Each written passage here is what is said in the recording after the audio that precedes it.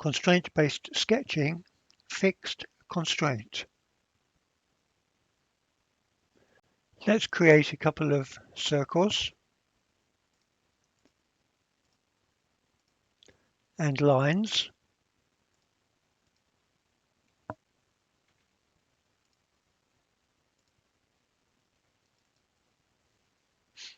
And let's apply a fixed constraint. Now, with a circle, you can either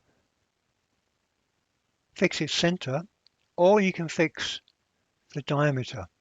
So the differences are, with the diameter one, it's totally fixed, so I can't move or I can't change its size.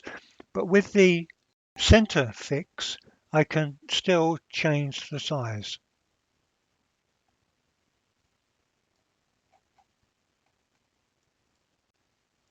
And just to clarify, you can see that the icon itself is right next to the feature which is fixed, so next to the circle.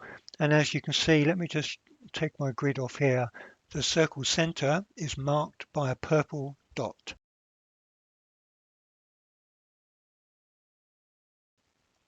Now with a line, I can fix the line, meaning that I can still change the curve end positions, but I can't move the line.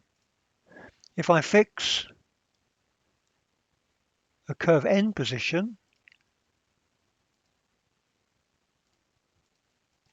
what that means is I can still move the other curve end, but I can't translate in any direction because it's fixed. I can't translate, I can only move the other curve end.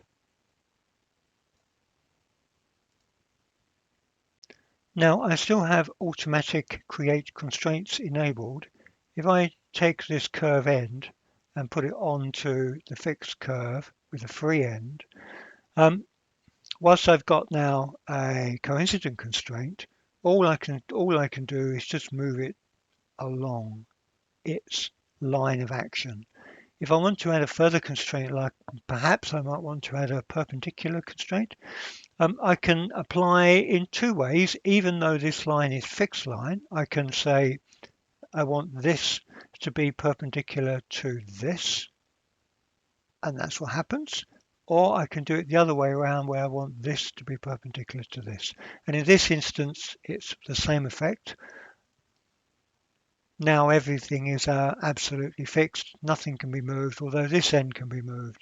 But if I wanted to fix that end for any particular reason, it would either be by a fixed constraint, or it would be by a dimension constraint. And then that end turns dark blue and everything is fully constrained. Purple, purple, dark blue, dark blue, dark blue.